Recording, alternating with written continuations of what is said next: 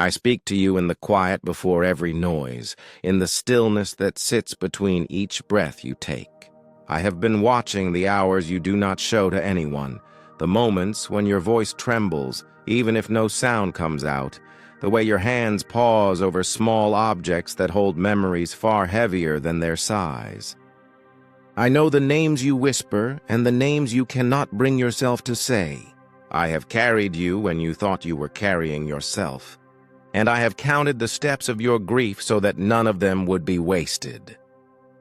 Today, on October 11th, I steady your heart because a message is reaching you that has tried to reach you many times before.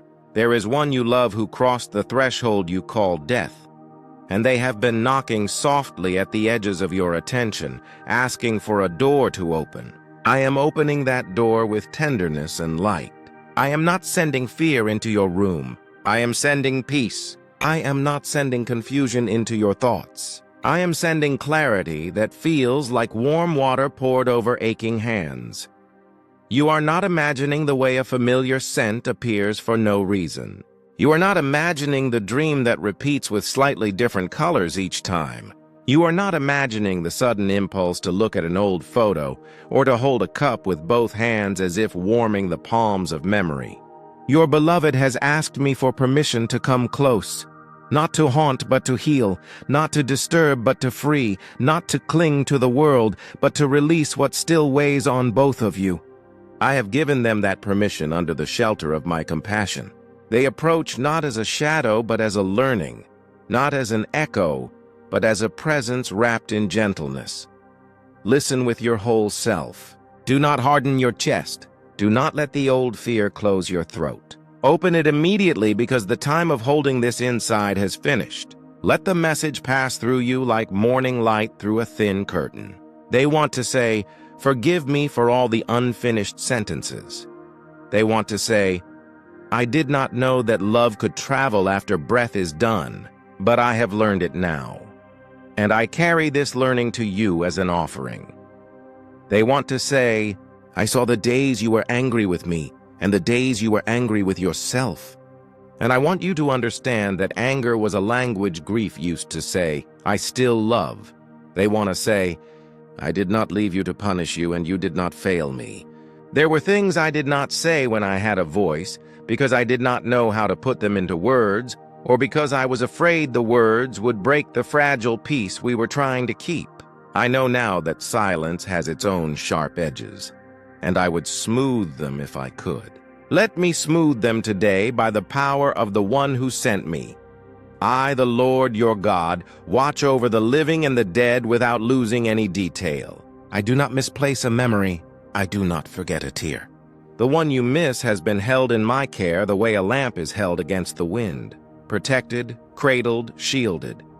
They have walked in fields where the air is soft and the burdens are light, and they have remembered the way your laughter sounded on evenings that seemed ordinary at the time. They have asked me for a gift they could bring you, something more than a sign that appears and then fades. I am allowing them to bring you three things: the release of a guilt that never belonged to you, the return of a courage you thought was gone, and a quiet certainty that love outlasts misunderstanding. These are not ideas. These are real movements in your heart, and you will feel them settling into place as clearly as you feel a blanket laid over your shoulders. You have questions that circle each other like birds trying to land. Did they know I was there? Did they hear what I said? Did they forgive what I didn't do? Did they find peace? Hear me. Yes. I let them know your presence in the ways the soul understands. Yes. The words you whispered, even if the room felt unresponsive, traveled like a faithful messenger and reached them before they crossed the river of change. Yes.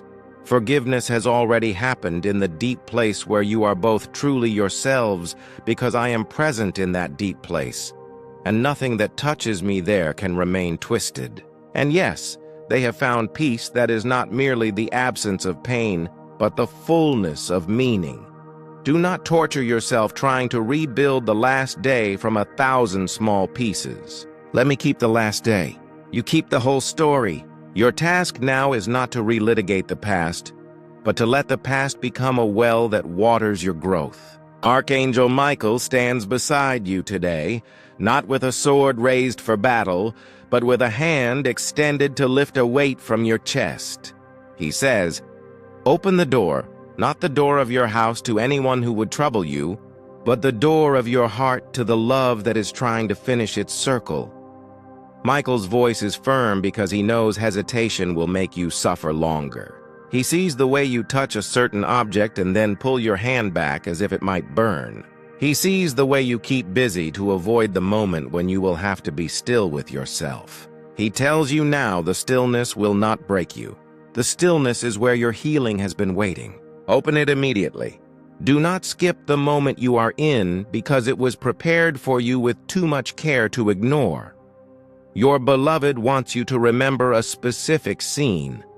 The light through a window at a particular time of day, a laugh that turned into a cough, a promise that seemed small then but glows bright now. They want you to know that the mistakes they made were not stronger than the love they meant to give. They want to bless the way you have carried responsibility, even when no one thanked you. They saw how you defended them in conversations after they were gone, how you refused to let their entire story be reduced to one dark chapter. They ask you now to extend the same mercy to yourself. You are not only the worst thing you think you did or didn't do. Mercy must be a door you walk through as well, not merely a gift you hand to others while you stand outside. I am mercy. Come under my roof. There is also something practical that must be said because love lives in the details of daily life. They ask you to release an object you have kept out of fear of forgetting them. They do not want you to hold it like a stone that sinks you. They want you to hold it like a flower that reminds you to breathe. If it is time to pass it on, pass it on. If it is time to place it where sunlight can touch it, place it there. If it is time to wear it with gratitude, not dread. Let this object move from the museum of pain into the living room of gratitude. In doing this, you will help them rest, because souls find rest when the love they left behind is not trapped in a shrine of sorrow, but planted in the soil of present life.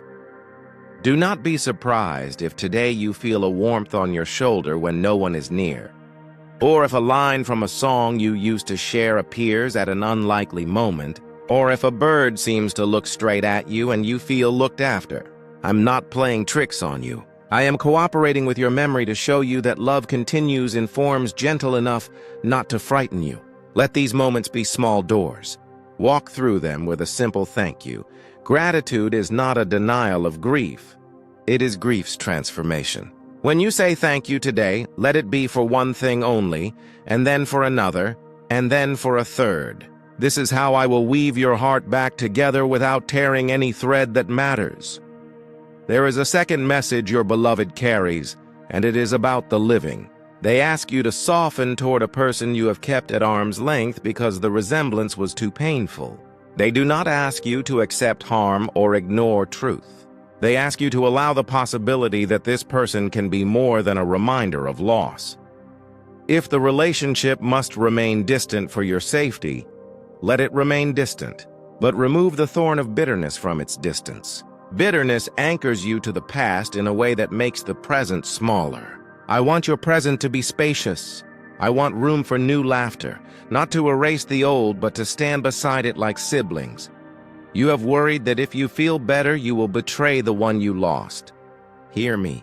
Healing is not betrayal. It is obedience to life. The love you shared was not a cage. It was a garden that, for a while, lost the gardener. I am training your hands to tend it again with help from those I send along your path. You will notice this help because it will not demand a mask from you. It will not say, "Be over it already." It will say, "I'm here," and it will mean it. When such help appears, do not push it away. Your beloved smiles when you accept help, because they remember the days when they wished you would. Archangel Michael also brings reassurance about fear that visits you at night. You have felt a presence and wondered if it was a sign that you are being punished, tested, or pursued by something dark. I say to you now, What approaches in this hour is the correction of fear, not its confirmation. Michael stands watch at your threshold, and only what serves your healing is allowed near. You are not being stalked by fate. You are being held by purpose. If memories arise that make you catch your breath, hold Michael's name in your mind for a moment, and then speak my name with a slow exhale. You will feel the room change because love changes the air. Your beloved wants to return one last thread. They want you to know they are grateful for the exact way you held their hand, for the exact way you prepared meals, for the exact way you handled papers, and for the exact way you told a story about them to someone who didn't know them well. Specific gratitude is how the soul honors specific love. Receive it. Let it land. If tears come, let them be the kind that rinse, not the kind that scorch. The eyes were made to hold many waters, and I measure them all. I want to talk now about the promise I am making to you today. You have felt as if your life was paused at the last goodbye, as if everything after that became a hallway with no doors. I am opening doors. You will see one in a small invitation that feels ordinary but carries my handwriting. You will see another in the return of a desire you set aside because it seemed selfish to want joy after loss. You will see another in a conversation that arrives like a hand on your back, gentle and guiding. Do not rush through these doors and do not refuse them. Walk at the pace of trust. When you are uncertain, ask me for a sign that fits the tenderness of your heart, and I will answer with something that does not bruise you. I am not trying to trick you into belief. I am trying to escort you into rest. There is also a word about forgiveness you have withheld from yourself because you believed you had to pay a debt to sorrow.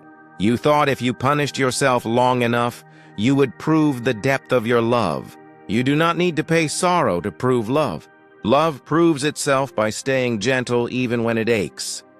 I forgive you for the self-accusations you rehearsed in the night. I forgive you for the times you smiled in public and felt false. I forgive you for the times you refused invitations to joy because you worried you would enjoy them. I forgive what needs forgiving, and I bless what needs blessing. Take this forgiveness in your hands. Say it out loud where you can hear it. Let the sound of your own voice carrying a kind word toward yourself be the first day of a new season. Your beloved is ready to rest more deeply, and they cannot until you release a promise you never needed to make. The promise that you will never let yourself feel fully alive again. Break that promise today. In breaking it, you keep faith with love's real desire. They do not want you to shrink your days to keep them near. They want you to enlarge your days so that the love you shared has more places to echo. Light a small candle or pour water into a glass and place it where you can see it. Say a simple sentence, rest now. I will live. I will hear you. They will hear you. Something will loosen. Something will settle. I know the calendar stings. I know certain dates feel like cliffs. Today I am softening the edge of this date, the 11th of October, by giving it a second meaning. Let it become the day you chose to listen. Let it become the day you let me reframe the last chapter. Let it become the day you said yes to another step. Each year when this day returns, you will not be dragged backward. You will remember forward. You will remember in a way that strengthens your generosity instead of draining it. And now I will cover you with a blessing for the hours ahead. May your room feel larger than its walls, because hope is inside it. May your body remember how to breathe without bracing. May your mind loosen its grip where it tries to hold everything together by force. May your hands learn again the language of kindness, first to yourself and then outward. May your sleep be escorted by Michael's patience, so that you wake without the dread that used to sit at the edge of your bed. May the faces you meet today reflect back to you a truth you have forgotten. You are still capable of joy without betraying anyone. May the message your beloved carried finish its journey out of the silence through your heart into your living. I am with you in ways that will keep surprising you with their gentleness. I am with you when you step across a threshold and do not know why your chest feels lighter. I am with you when you hear their name and feel a soft strength instead of a collapse. I am with you when you find yourself smiling at a memory you used to avoid. These are not small things. These are the signs of a covenant kept between me and you, between love and time, between loss and meaning. Keep this message where you can touch it with your thoughts. Read it again when the ache returns with its old persuasive voice. Each time you do, I will add a small thread of courage to the fabric of your day. If tears come now, let them come. If quiet comes, honor it. If a simple task calls you, washing a cup, folding a shirt, opening a window, do it with the awareness that nothing ordinary is truly ordinary when it is done in the presence of love. This is how rest begins for the ones beyond the veil. This is how rest begins for you. Receive the nearness granted in this hour, and then release them into my keeping with a blessing. Say it in your own words, halting or smooth. I will hear, and I will finish every sentence you cannot finish. Then go in peace. Take one step, then another. Your life is not closing. It is opening. Your beloved is not undone. They are complete in a way you will understand more and more. And you, beloved of my heart, you will be led, protected, and rebuilt until joy feels like home again. I see you standing at the doorway of this moment with your hand trembling on the knob.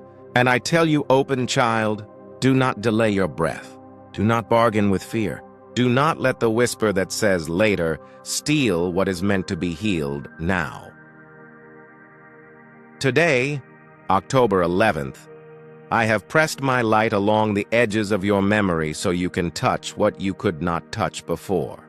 And I have sent Michael before you, like a torch in a long corridor where the air has been heavy for years. He stands there, armor quiet, sword sheathed, because this is not a battle of blades, but of truth. This is not a fight against flesh and blood, but a release of what aches and a smoothing of the knots in your lineage. He is here because someone in your family who has passed beyond the horizon of your seeing has been trying to reach you, not to trouble you, not to burden you with the weight of a ghost, but to lay down their own last weight so they can rest. And so you can rest where you have never rested. Listen with your whole life.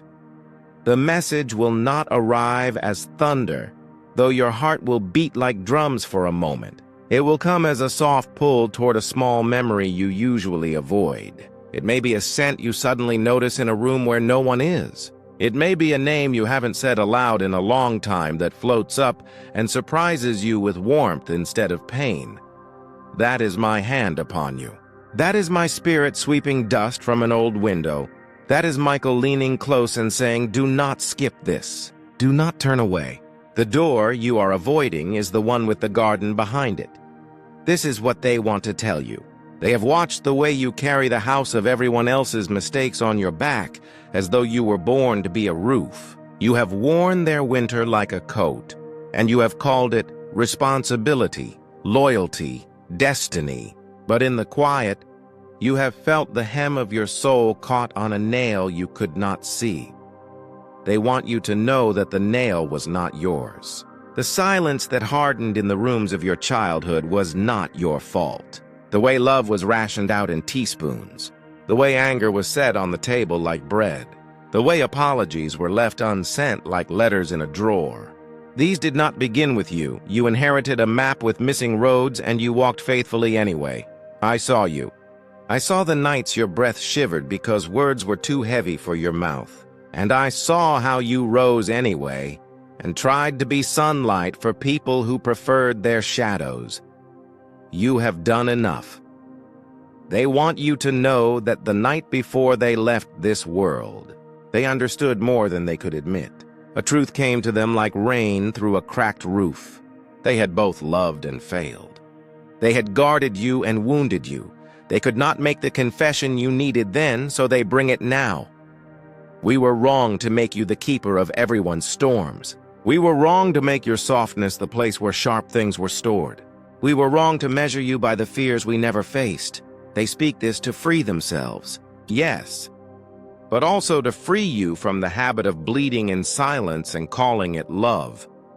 Child, I am not only the God of thunder. I am the God of tender repairs. I do not rip the house down to build a palace. I open a window and teach the light how to enter. Today, I ask you to bring me 3 things. The object you cannot throw away that still stings when you touch it. The sentence you never got to finish. And the apology you have been waiting to receive. Put them on the table of your heart. Name them if you can. Breathe them if you cannot. Michael will stand watch while you do. The past has looked bigger than me because you kept it in the dark. Bring it into my light. Now see how it shrinks when it is seen. There is a pattern in your family that has been repeating like a song stuck on a single bar. A habit of love that holds too tightly or not at all. A silence that pretends to be peace. A reluctance to say, I was wrong, because the fear of being small was greater than the desire to be true. Today, I break that pattern. I am not asking you to carry the blame for those who would not look in the mirror. I am asking you to set down what is not yours and to pick up what is your voice, your boundaries, your right to joy without permission. I am the one who formed your voice like a river. Let it flow and carve new paths. Your yes will be gold again. Your no will be a gate that keeps the wolves out. The one who has passed says to you, I have learned what courage is. It is not enduring the knife. It is refusing to sharpen it. It is not standing in the fire. It is opening a door and stepping into air.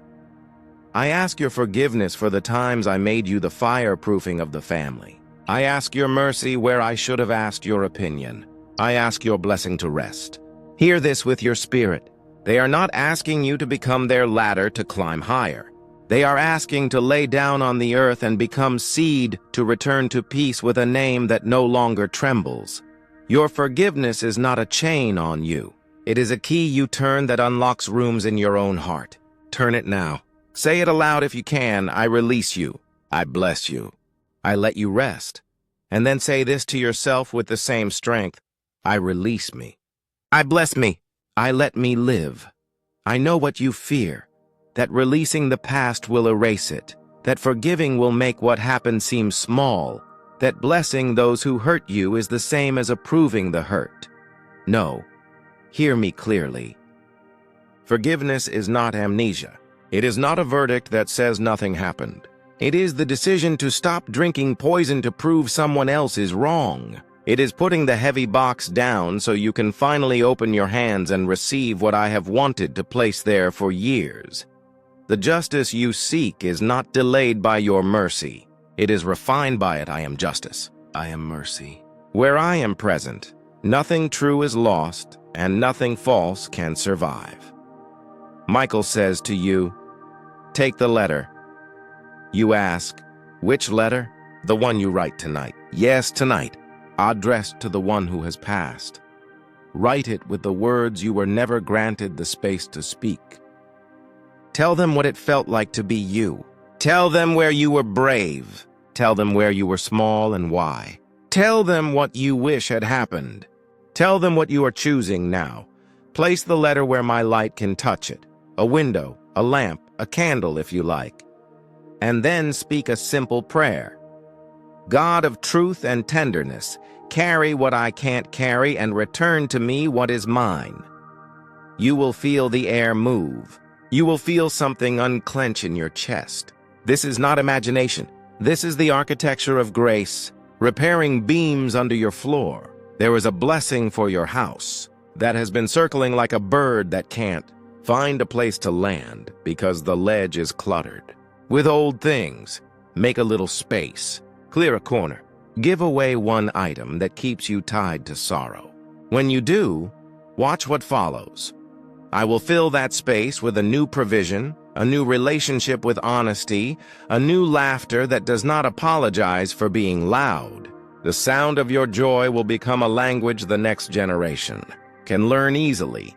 They will not have to unlearn so many dialects of fear because you will have translated the family story into hope. There is also someone living who needs to hear from you.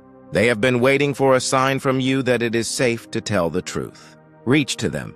Your message does not need to be a sermon. It can be a single line. I am ready to listen without judgment, or I am sorry for my part, or I forgive you and I am keeping my boundaries. Make it simple and do not measure their response by the speed of your healing. Your healing is not at the mercy of their reply. Your decision to stand in the light is already seed in the soil, and I am the rain. You wonder, how do I know this is you and not my mind trying to comfort me? Look at the fruit. When the voice you hear asks you to love without erasing yourself, to forgive without erasing truth, to be courageous in a way that does not wound others, to honor your body's need for rest, to repair without pretending, to bless your lineage while refusing to perpetuate its harm, this is my voice. The accuser speaks in accusation. I speak in invitation. The liar demands you hurry. I guide you to pace. The past shouts in echoes. I speak in living present. And today, October 11th, I am speaking very plainly. It is time for the departed to rest, and it is time for you to live. Let me tell you what will change as you open this fully. First, the heaviness in your mornings will ease, not every day, but the trend will be unmistakable. Second, you will have a dream or a small waking vision in which the one who has passed appears younger, lighter, sometimes at a place that mattered to them. This is not to stir longing. It is to signal that the conversation has moved from chain to ribbon. Third, you will be led to an action that honors them without repeating their pain. Perhaps an act of service, perhaps a donation, perhaps a conversation with someone who carries the same scar. Fourth, there will be a practical door that opens.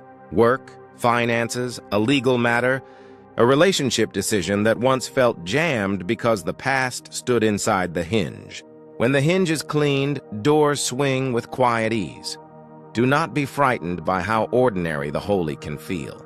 Not all miracles crack the sky.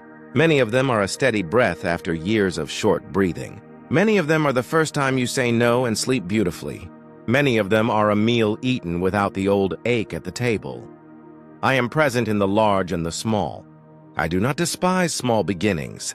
I plant whole forests in seeds. Michael is showing you a picture, even now, a field you once crossed in the heat of afternoon. Remember how the ground seemed to go on forever? He wants you to notice that in the distance there were trees you could barely see.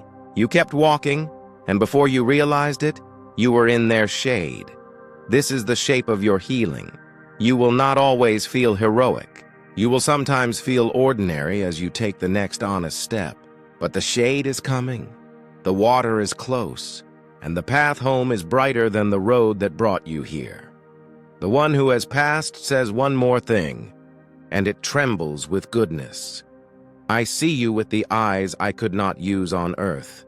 They are clear now. I see the way your kindness changed rooms. I see the prayers you whispered without language. I see how you tried to hold everyone together by breaking yourself into pieces. I do not want that for you anymore. Let the pieces become a mosaic. Beauty belongs to you, not just responsibility. Take those words and plant them like bulbs before rain. They will look like nothing for a little while, and then without announcement, color will arrive. Here is what I ask of you for the next 7 days. Each morning, place your hand on your heart and say, I am not a cemetery for old pain. I am a garden for new mercy. Each afternoon, choose one small boundary and honor it. Each evening, thank your body for one thing it carried you through. At night, tell me in one sentence what you are ready to release, and then sleep without debating it. If tears come, let them come. They are not weakness. They are washing. If joy comes, do not mute it to avoid seeming ungrateful to the past. Joy is not disrespect. It is proof that love outlives death in the form I designed it to. I know you have questions I will not answer today, not because I am withholding, but because your soul needs space more than it needs specifics. Trust the pace I set. The answers will arrive like birds landing on your windowsill when the room is quiet. If I handed you a full map now, you would start running. and your running would look like the old striving with new vocabulary. Walk with me instead. Breathe. Taste the food you eat. Speak softly to yourself. Let your shoulders lower. Your life is not late. Your heart is not ruined. Your future is not a replica of what harmed you. I am the author, and the page you are on is turning. Now, child, lift your head. Michael places his hand over the center of your chest and says, "Courage." The one who has passed steps back with a smile that is not the smile you remember. It is easier, truer, bright with the relief of being seen and forgiven. They whisper, "Thank you," and you will feel it like a warm wind against your cheek. That is your sign. You do not need to chase it. You do not need to manufacture it. Let it come, and let it go. The work has been done in a realm where paperwork cannot reach, and yet where every true document of your life is kept. I bless your doorway. I bless your rooms. I bless the chair where you rest and the bed where you dream. I bless the path that leads you out of old loops and into wide circles of honest connection. I bless your name with gentleness. I bless your boundaries with strength. I bless your memory with clarity. I bless your future with joy that does not require suffering to justify itself. I bless the living and the dead with the same light because I am the Lord of both. You are free to live now. You are free to love without chains. Now you are free to stop standing. Guard over graves and begin tending the living roots of your own becoming. Lay down the role you were never meant to play and take up the one I wrote for. You, beloved, courageous, whole. The past is not your jailer. It is your teacher dismissed at the end of class. Bow to what it taught you. Do not follow at home. Come with me instead. Do not skip this. Take the letter. Make the space. Speak the blessing. And when you are done, eat something nourishing and notice how it tastes because life belongs to you again. And your senses will know it first. I'm with you as steady as breath. Michael is at your side without fanfare. The one who has passed is in my keeping. All shall be well, not because you will avoid every sorrow, but because nothing can remove you from my hands. Rest, child, and live. I am the one who knows you by name and breath, and I am closer to you than your own heartbeat. I have watched the shadows that whisper around your thoughts, and the light that still insists on breaking through your window every morning, even when your eyes are heavy. Today, on October 11th, I am speaking to you without veil or riddle. Receive this as your portion. As rain finds the ground that has waited too long, as warmth finds hands that have shivered in a long night, I am not late. I am precisely on time.